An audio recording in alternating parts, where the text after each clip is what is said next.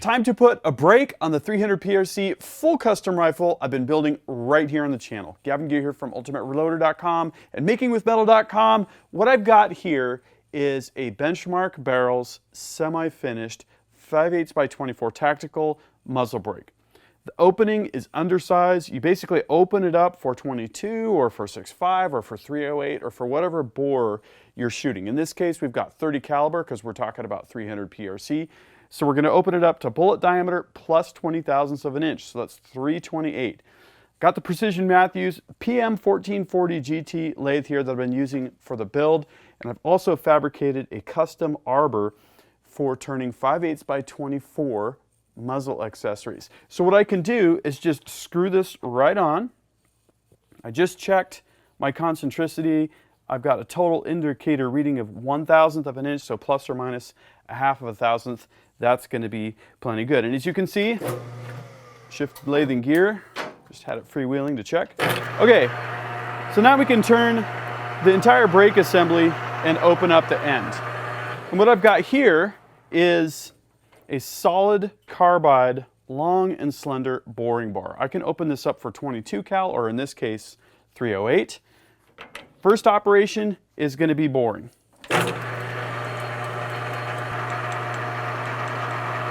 Okay, so what I'm going to do initially here is I'm going to take a kind of a light cleanup pass. Okay.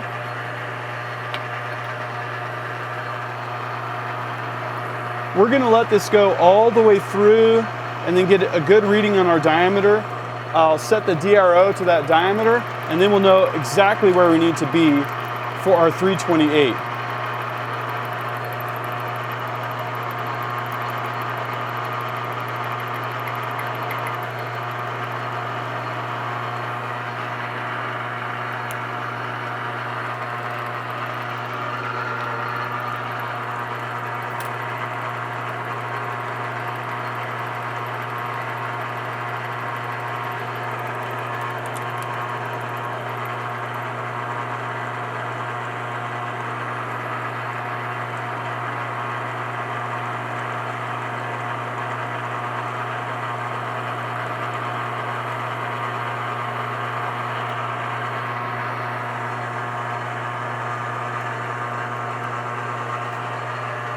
Very important that you don't move the cross slide right now because we're basically at the diameter we were just boring. Now we can take some digital calipers. I'm going to make sure that I've got a good zero here within a half of a thousandth. Okay. So what we want to do is just see where that diameter is at. Looks like we're at 241. Okay. So what I can do is on the DRO, X 0.241, enter. Okay. Now, whatever the DRO says for the diameter is what we're cutting at. Let's take another pass.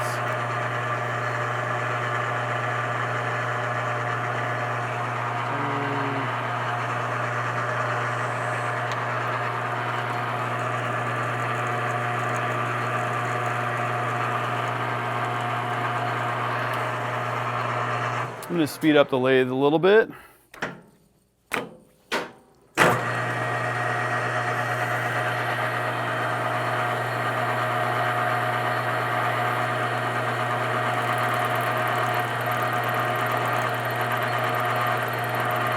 Got a little bit of an interrupted cut going there. You can kind of hear that. There's solid sections, and then there's interrupted cuts periodically here.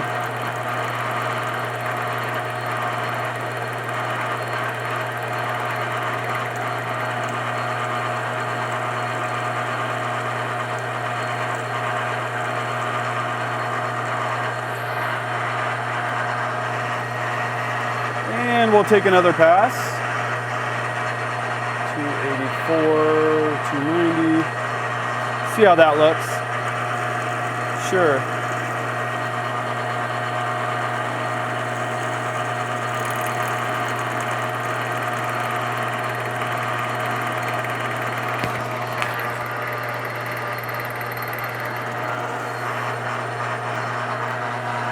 I'm going to take another light pass.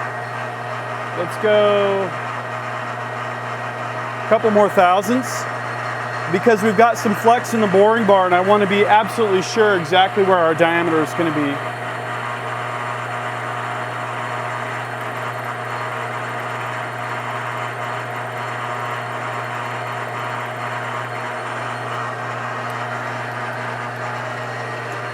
Okay, so we'll do a spot check. We should be at about 294.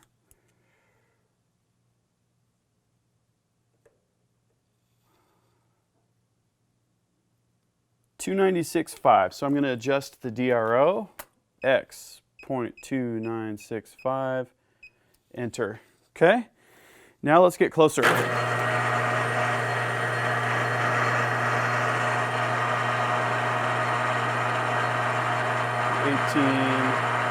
Yeah.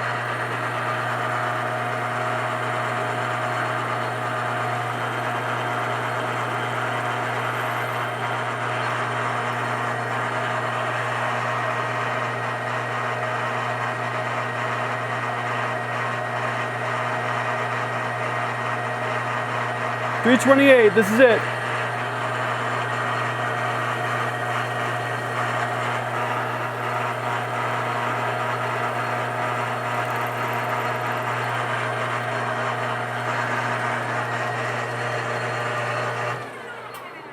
Let's see how well we did.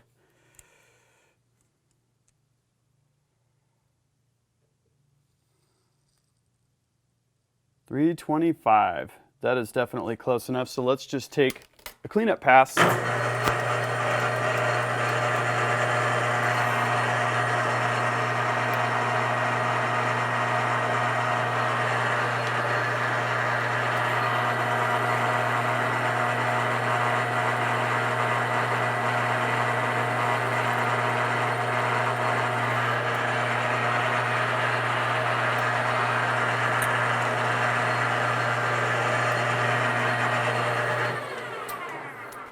Okay, so let's check to see where we are with our diameter. Make sure our calipers are properly zeroed. All right. 330, 331. Yeah, so we're about 2 thousandths over. Perfect. Now what you'll find is some muzzle brakes are marketed as like a 6.5 Creedmoor muzzle brake. I've checked the orifice diameter on those. Some of them are over 300 thousandths, over 340. I want to say it was over 20 thousandths over the 308 like we've got here, the 328 to 330.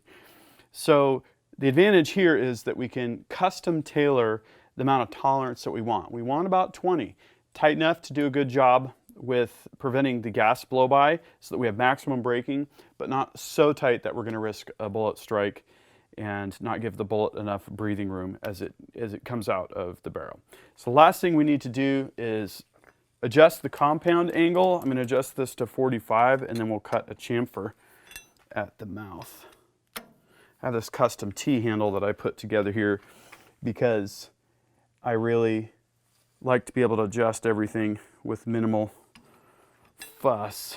Sometimes tool blocks and that kind of thing are in the way. So a little bit of extra work on tools is always a good idea in my book. Okay, so we're just gonna give this a 45 chamfer here at the opening.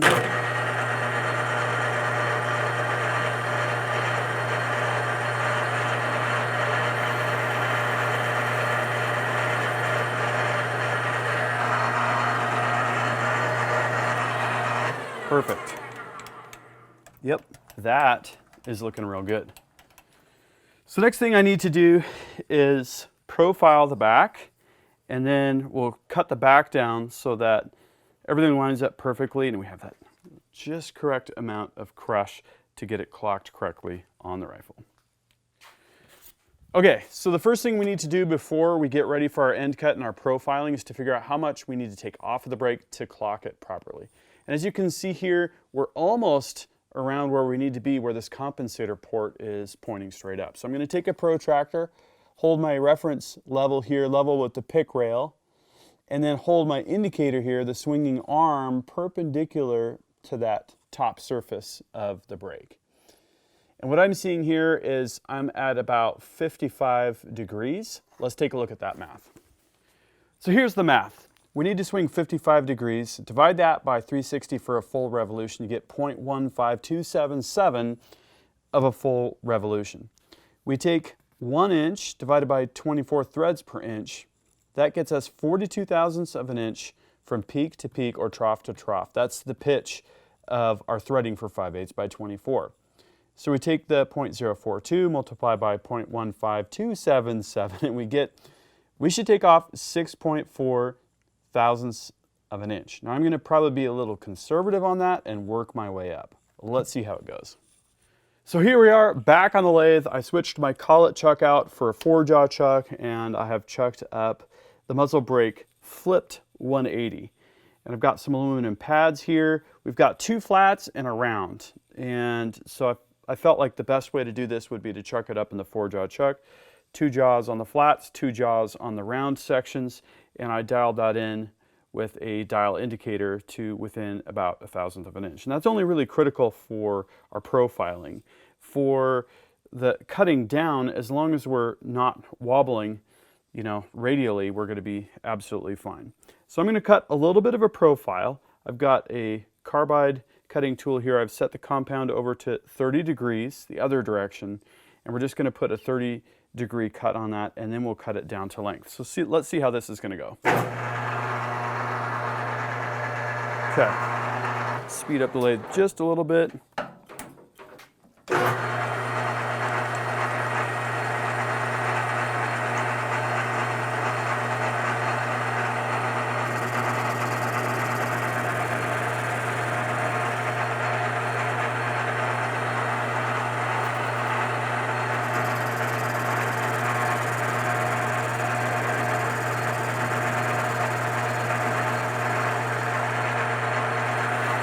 I'm going to try and match our 10 in diameter here.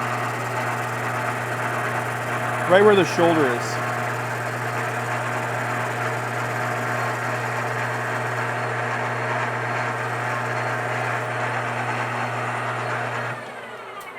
Okay. Let's see where we're at with respect to the 10 diameter. 10 in diameter is 924. I'm trying to get in here. Let's see where we're at here. 924 is what we're shooting for.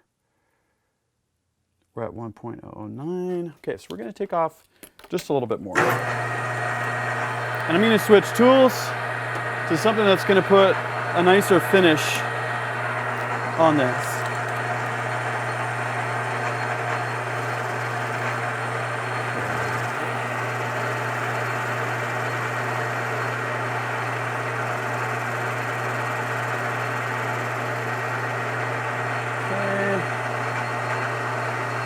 One more cleanup pass here, nice and slow.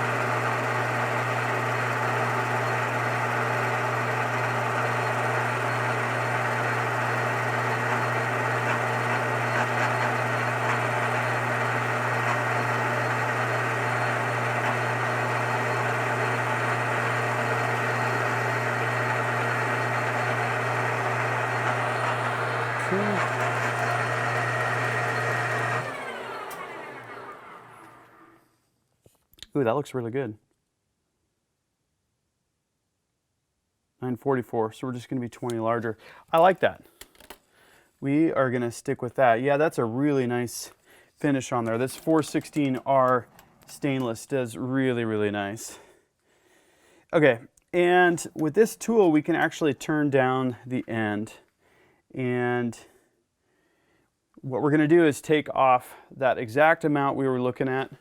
6.4 thousandths, so let's try a little under 6 is kind of what I'm thinking.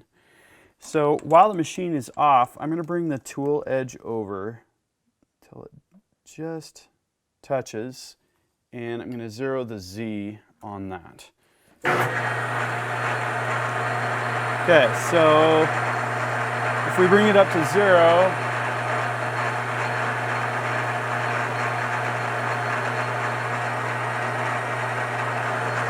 yep. That's going to skim just a little bit off. So I'm going to take an additional 4.3 off.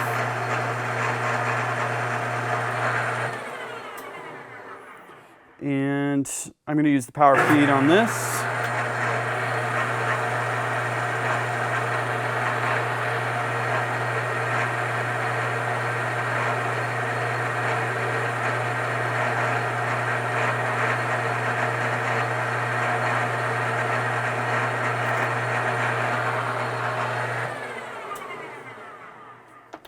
Okay. Let's take the brake out of the lathe and see where that puts us. As you can see here, we've got a really nice finish on the machining that we just did. The moment of truth.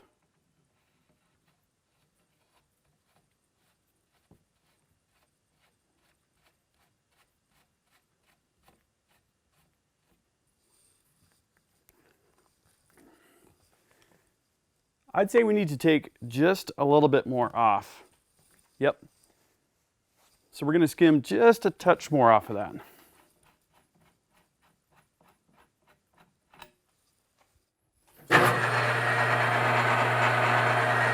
Looks great. Remember, we can be a little bit eccentric on this because we're just cutting the face there. Okay, so another about 2/1000ths.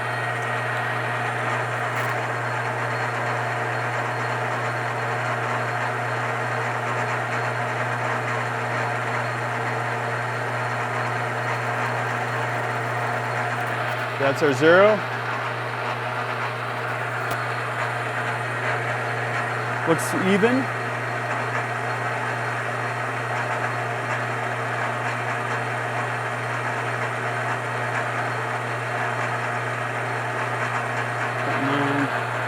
Let's do that.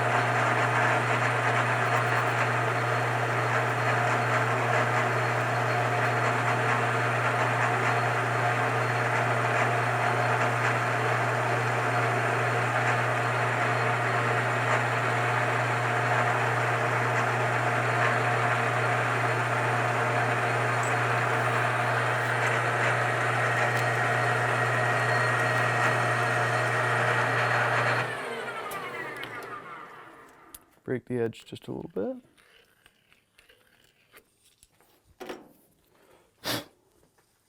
Same strategy here.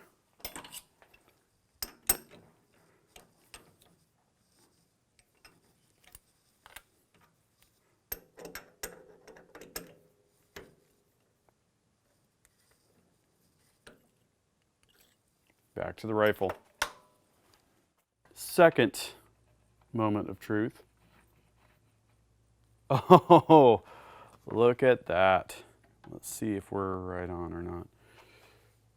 Oh yeah. I'm just going to give it just a little bit more.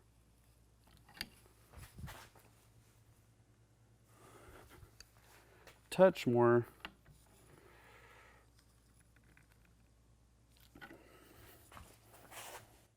We are on, baby, on. Just the right amount of torque when I tightened it with this wrench. It's not going to fly off, and I'm comfortable tightening and loosening this muzzle brake with only the action screws holding this action into the MDT ACC chassis that I have here. You don't want to overdo the torque. Instead, you'd want to use bushings and a barrel vise so that you could get a little bit more torque on it. You might want to take the action out of the stock. There's a bunch of different options, but if you time it just right and you're not relying on crushing a crush washer, that is my preferred install. And I absolutely love these benchmark brakes, the way that they work, the way they look, how easy they are to machine. Totally love it. We're bored out to 330, which was within a couple thousandths of an inch of where we want it to be at 328, I guess. And that's a perfect tolerance to have held on that particular machining job. So the good news here is this rifle is built. I've got a little bit of tweaking to do with adjustments and the magazine height, but really all I need to do before I shoot this is throw on an optic and then we're headed to the range. So we got a lot more action coming up in this 300 PRC and 65 PRC series.